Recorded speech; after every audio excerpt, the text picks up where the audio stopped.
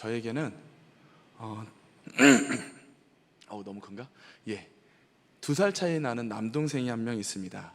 제가 지금 만으로 45이니까 원래 나이로는 47이죠.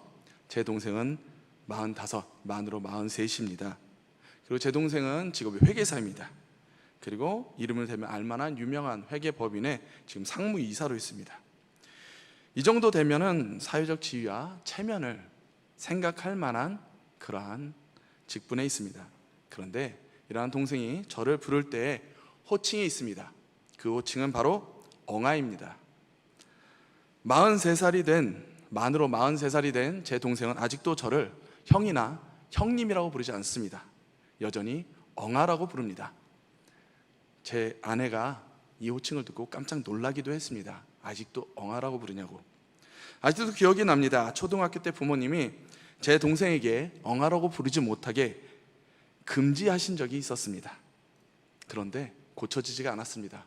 고쳐지지 않은 이유는 제 동생의 그 엉아가 익숙한 것도 있지만 저에게도 있었습니다. 제 동생이 뒤에서 저를 형아 라고 부르면은 제가 돌아보지를 않는 겁니다. 그래서 동생이 엉아 하고 부르면 제가 돌아보고 반응을 하더랍니다. 결국 그렇게 저희는 엉아 금지령을 포기하게 되었습니다. 저도 동생도 결국 이 형아, 형님 이 호칭에 익숙하지가 못했기 때문에 그것을 받아들이지 못했던 것입니다. 그리고 저희 부모님은 이렇게 말씀을 하셨습니다. 그래, 어차피 나이 들면은 다 고쳐질 거야. 설마 다 커서도 그러겠어? 그런데 다 커서도 그러네요. 이게 익숙해진다는 것이 참 무섭습니다. 43살이 된 제 동생은 아직도 엉아라고 하고 있고요. 아마 제가 80이 되어도 제 동생은 저에게 엉아라고 할 것 같습니다. 우리는 왜 이렇게 똑같은 것을 할까요? 익숙한 것을 좋아하기 때문입니다. 익숙함에서 변화가 생기면 우리는 불안해하기도 하고 불편해하기도 합니다. 익숙함은 우리에게 안정감을 줍니다. 편안함을 줍니다. 그래서 저는 엉아라고 부를 때만 반응을 했었던 것이죠. 그게 편하니까. 그런데 우리 삶에서 익숙한 것들이 너무 익숙해서 가끔 우리는 그 소중함을 잊어버릴 때가 있습니다. 바로 가족에 대해서 그렇죠. 예전에 가족의 시간 계산기라는 광고가 있었습니다. 서울의 한 검진센터에서 건강검진 결과를 보기 위해 온 사람들에게 의사는 심각한 표정을 지으면서 이렇게 말을 합니다. 생각보다 결과가 좋지 않게 나왔습니다. 이 상태라면 몇 개월 남지 않은 것 같습니다. 결과지 보고 계시면 차근차근 설명을 드리겠습니다. 서울의 한 검진센터에서 이렇게 의사의 말을 듣고선 의사가 빠져나옵니다. 사람들은 의사의 말에 충격을 받고 건강검진 결과지를 펼쳐서 살펴보게 됩니다. 거기에는 이런 글이 적혀져 있습니다. 많이 놀라셨죠? 앞이 캄캄하셨나요? 당신은 시간을 어떻게 보내고 있나요? 보통 몇 시에 퇴근하고 하루 몇 시간을 주무시나요? TV는 얼마나 보세요? 친구와 보내는 시간은 얼마나 되나요? 당신의 인생에서 그 남은 시간들을 빼면 남은 가족과 함께할 시간이 됩니다. 어떤 사람에게는 가족과 함께할 수 있는 시간이 9개월, 어떤 사람에게는 6개월이라고 기록되어 있습니다. 의사가 얼마 남지 않았다고 말한 것은 가족과 함께할 시간이 얼마 남지 않았다는 것입니다. 가족이 우리 곁에 항상 있기 때문에 우리는 가족의 소중함을 잊어버릴 때가 너무나도 많습니다. 너무 익숙해서 오히려 함부로 대하고 무관심할 때가 많이 있습니다. 저도 저희 부모님께 자주 연락을 드리지 못합니다. 무슨 일이 있을 때만 연락을 드리곤 했습니다. 이것은 아마 저만의 문제는 아닐 것입니다. 우리 성도님들은 어떠십니까? 우리 성도님들은 가족의 소중함을 얼마나 느끼고 계십니까? 가족은 늘 우리 곁에 있을 것이 아니라는 것을 명심해야 할 것입니다.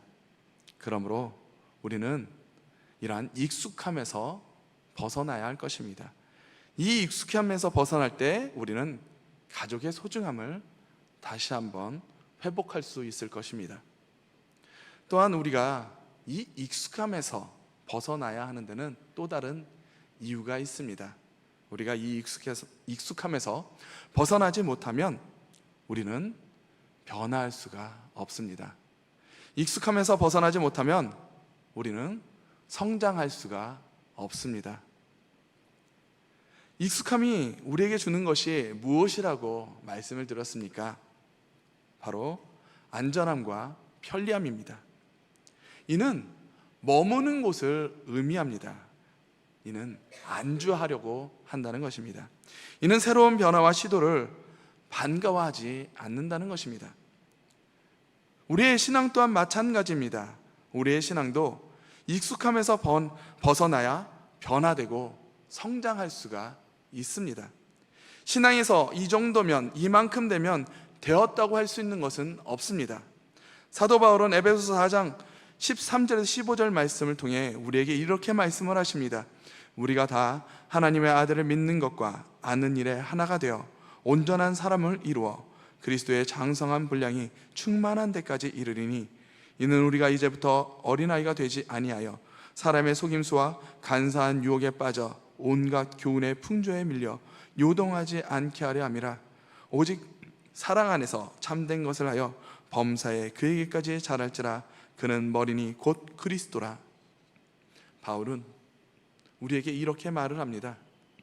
온전한 사람을 이루어 그리스도의 충만한 데까지 이르라고. 이는 우리의 모든 면이 그리스도만큼 자라나야 한다는 것입니다. 내가 어느 정도 하면 예수님만큼, 그 충만하신만큼 자랄 수 있을까요? 우리는 평생 자라야 할 것입니다. 하나님 앞에 서는 그날까지 우리는 자라나야 합니다. 우리의 성장과 성숙에는 그만은 존재하지 않습니다. 우리가 신앙의 익숙함에 머물러 있다면 우리 스스로 이러한 성장과 성숙을 맞게 되는 것입니다. 가끔 이런 분들을 뵐 때가 있습니다. 교회에서 주일 예배만 드리면 충분한 것이 아니냐고, 나는 나에게 다른 것, 성경 공부나 섬김을 요청하지 말라고, 나는 여기까지면 충분하다는 것입니다. 맞습니다. 거기까지면 충분합니다. 성장이 이루어지지 않을 만큼 충분하십니다. 절대 그렇게 예배를 드려서는 하나님 앞에서 성장하고 성숙할 수가 없습니다. 또 이렇게 말씀하시는 분들도 계십니다. 이제 성경 공부는 그만하려고 합니다. 이만하면 성경 공부는 충분히 한 것 같습니다. 그리고 이제 교회 일은 그만하겠습니다. 그동안 제가 충분히 교회 일을 한 것 같습니다. 성경 공부는 그만할 수 있습니다. 그러나 말씀을 익히고 배우는데 충만한 것은 없습니다. 우리 평생에 주님의 가르침을 배우고 순종하며 나아가야 합니다. 기도의 자리, 섬김의 자리를 충분히 했다는 일로 이제 그만하려고 합니다. 하나님의 부르심의 자리, 섬김과 사명의 자리는 우리의 성숙과 하나님의 축복을 위해 부르심의 자리입니다. 그런 섬김에 있어서 이 정도면 되었어, 이 정도면 충분하지, 그것은 없습니다. 하나님 앞에 나아가는 것은 언제나 어디서나 부르심에 아멘 하고 나아갈 때 주님께서는 우리에게 축복을 더해 주실 것입니다. 또한 익숙함에 우리가 빠져 있으면 우리의 위치에서 벗어나는 것들, 우리의 신앙과 다른 것을 판단하고 정죄하기 시작합니다. 왜 나를 불편하게 한다는 것, 불편하게 만드냐는 것입니다. 나의 익숙함에 도전이 되는 것을 정죄합니다. 혹시 우리 기독교에 기타가 들어왔을 때를 기억하십니까? 아마 80년대 초반 정도 됐을 겁니다. 교회에서 난리가 났습니다. 피아노 이외에 어떻게 악기를 교회에서 쓸 수가 있냐는 것이었죠. 반대가 너무나도 심했습니다. 근데 그 피아노도 교회에서 받아들이는데 정말 오랜 시간이 걸렸습니다. 드럼이 교회에 들어오기까지, 그리고 지금 현재 EDM이라는 그러한 장비가 교회에 들어올 때 많은 분들이 이렇게 말을 합니다. 어떻게 세상 장비가 교회에 들어올 수가 있냐고. 왜 이렇게 말씀을 하실까요? 익숙하지 않으니까, 해본 적이 없으니까 반대하는 것입니다. 그리고 이렇게 말을 합니다. 우리 교회 전통이라는 것입니다. 우리 교회 전통은 이렇게 해왔다는 것입니다. 이렇게 하면 안 돼요. 우리는 이렇게 해왔어요. 이것이 우리 교회 전통이에요 라고 말씀하시며 반대하고 하지 못하게 하는 경우가 너무나도 많이 있습니다. 저는 교육부서를 맡게 되면 어디를 가든지 제일 먼저 선생님들과 이야기를 할 때 이렇게 말을 합니다. 저에게 안 된다는 말, 그리고 저번에 해봤다는 말 저한테는 하지 말라고 말씀을 드립니다. 지금 상황이 다르고 아이들이 다르기 때문에 모든 상황은 그때그때 다를 수가 있다는 것이죠. 신앙의 익숙함은 나의 신앙의 만족뿐만 아니라 신앙의 삶에서도 나타납니다. 익숙한 것을 버리려고 하지 않는 것이죠. 그럼 이러한 익숙함에서 벗어나기 위해서는 무엇이 필요할까요? 그것은 용기입니다. 에리 프롬도 신화 속의 영웅에 대해서 이렇게 말을 합니다.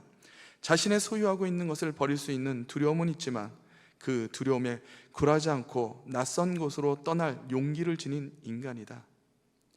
익숙함에서 벗어난다는 것은 결코 쉬운 일이 아닙니다. 누구나 익숙함에서 벗어날 수 있다면 용기를 낼 필요가 없을 것입니다. 어렵기 때문에 용기가 필요한 것입니다. 우리는 대규모의 펭귄 무리가 빙판 위를 걸어가는 영상들을 많이 보셨을 것입니다. 방송에서 많이 나오죠. 펭귄들이 아장아장하면서 빙판을 걸어다니는 그 모습이 얼마나 귀여운지 모릅니다. 수많은 펭귄들이 빙판을 걸어다니면서 그리고 이 빙판 저 빙판으로 옮겨 다닙니다. 펭귄 무리가 빙판 끝에 이르면은 바다로 뛰어들어서 헤엄을 쳐서 반대편 빙판으로 올라가야 합니다. 이 바다를 건너야만 반대편 빙판으로 올라갈 수가 있죠. 저 빙판에 올라가야지 알을 낳고 새끼를 안전하게 기를 수 있는 곳에 다다를 수가 있습니다. 그런데 문제가 있습니다. 그것은 이 바다에, 뛰어들어야 하는 이 바다에 무엇이 있는지 알 수가 없다는 것입니다. 이곳에 펭귄의 천적인 범고래와 바다표범이 있을 수도 있습니다. 그런데 이렇게 모든 펭귄들이 바다에 뛰어들기를 주저하는 순간 바다에 뛰어드는 펭귄이 있습니다. 그에게 안전에 대한 확신이 있는 것도 아닙니다. 어떤 용기를 내서 뛰어드는지 알 수는 없지만 건너가야만 한다는 확실한 목표 때문에 그 펭귄은 과감하게 바다에 뛰어드는 것입니다. 그리고 이 펭귄을 시작으로 다른 펭귄들이 뛰어들기 시작합니다. 이렇게 두려움을 극복하고 선구자 역할을 하는 이 펭귄을 더 퍼스트 펭귄이라고 부릅니다. 그러나 이 더 퍼스트 펭귄은 누구나 될 수 있는 것은 아닙니다. 누구나 더 퍼스트 펭귄, 성각자가 될 수는 없다는 것이죠.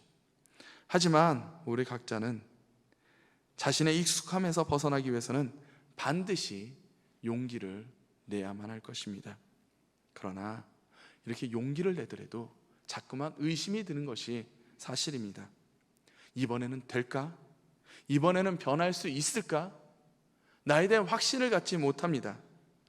우리는 이런 결단을 할 때, 확신을 할 때, 용기를 낼 때 확실하게 결단을 해야만 합니다. 될까? 안 될까가 아니라 된다라는 각오 속에서 우리는 나가야 할 것입니다. 우리의 의심을 버리고 담대하게 선포를 해야만 합니다. 우리는 변할 수 있다라는 확실한 선포가 우리에게 있어야 할 것입니다. 그러나 우리가 이렇게 다짐만 하면, 각오를 다지면은 용기를 내서 변할 수가 있을까요? 아마 그랬다면 저는 수십 번도 넘게 변화되었을 것입니다. 아마 전교 1등도 하지 않았을까요? 그런데 각오만으로 사람이 변하는 것은 쉽지 않습니다. 세상 사람들은 어떻게 합니까? 세상 사람들이 용기를 낼 수 있는 방법은 바로 자신이 각오를 하고 자기의 힘으로 용기를 내서 다지고 그래서 자신의 힘으로 그것을 이루어야만 합니다. 그런데 하나님을 믿는 그리스도인들에게는 한 가지 치트키가 있습니다. 그것은 무엇입니까? 하나님께서 우리와 함께 하신다는 믿음입니다. 이 믿음으로 우리가 용기를 내면은 우리는 결단을 할 수가 있고 우리는 변화될 수 있습니다. 하나님께서는 나와 함께 하십니다. 요한일서 5장 4절 말씀입니다. 무릇 하나님께로부터 난 자마다 세상을 이기느니라. 세상을 이기는 승리는 이것이니 우리의 믿음이니라. 우리가 믿음의 용기를 가질 때 우리는 익숙함에서 벗어날 수 있습니다. 오늘 본문에 다윗이 골리앗을 이겼던 이유는 바로 여기에 있습니다. 골리앗을 바라본 이스라엘 백성들은 어떠했습니까? 그들의 반응은 어떠했습니까? 사무엘상 17장 11절에 이렇게 기록하고 있습니다. 사울과 온 이스라엘이 블레셋 사람의 이 말을 듣고 놀라 크게 두려워하니라.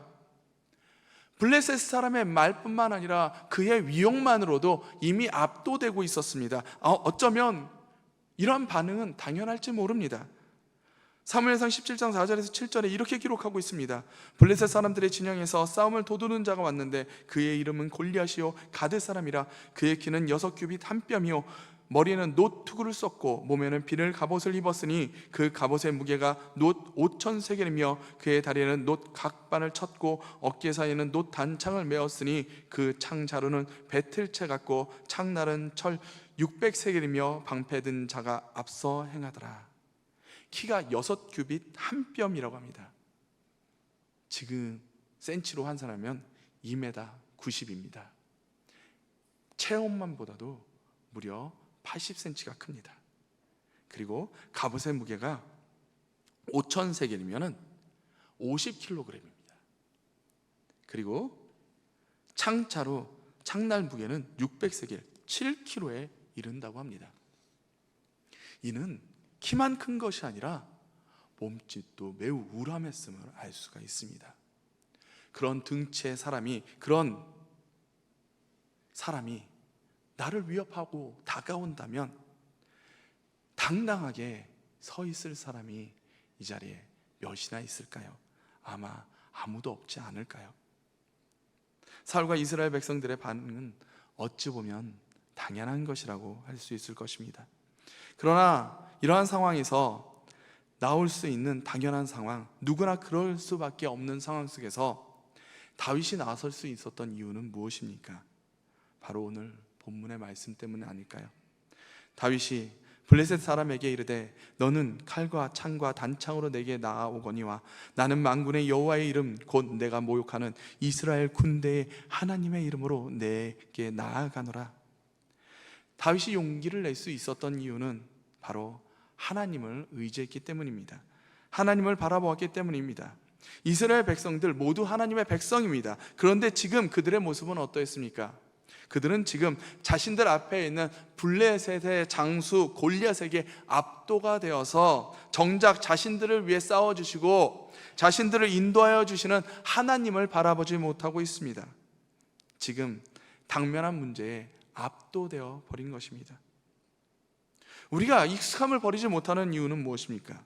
편안함과 안락함 때문입니다. 우리는 편안함과 안락함에 압도가 되어서 그 너머 진정한 평안과 만족함을 주시는 하나님을 바라보지 못하는 것입니다. 그러나 다윗은 골리앗에 압도되기보다 그 너머에 하나님을 바라보았습니다. 눈앞에 거인을 바라보면 우리는 위축되고 두려울 수밖에 없습니다. 그러나 우리와 함께 계시는 하나님을 바라볼 때 우리는 그 두려움을 이겨내고 용기 내어 맞설 수가 있게 됩니다. 익숙함이 골리앗처럼 보일지라도 우리에게 믿음의 용기가 있다면 우리는 능히 이겨낼 수 있을 것입니다. 창세기 12장 1절, 여호와께서 아브라함에게 이르시되 너는 너의 고향과 친척과 아버지의 집을 떠나 내가 내게 보여줄 땅으로 가라. 하나님께서 아브라함을 택하시고 그를 축복하시기 위해 가장 먼저 하신 일은 그에게 본토, 친척, 아비집을 떠나라고 하신 것입니다. 이는 익숙한 곳을 떠나라고 말씀하십니다. 우리가 익숙한 것을 떠날 때 새로운 세계가 펼쳐집니다. 하나님께서 지금 이 시간 우리에게 말씀하십니다. 익숙한 곳을 떠나 가라고 말씀하십니다. 하나님을 전적으로 신뢰하시고 용기를 내시기를 축복합니다. 갈 길을 알지 못했지만 하나님을 바라보고 용기를 내어 떠나갔던 아브라함처럼 눈앞에 두려움에도 불구하고 하나님만 의지하고 용기를 낼 수 있었던 다윗처럼 주님만 의지하시고 지금의 익숙함이 아닌 변화와 성숙함으로 그리스도의 장성한 분량만큼 자라나시는 우리 모든 성도님들이 되시기를 축복합니다.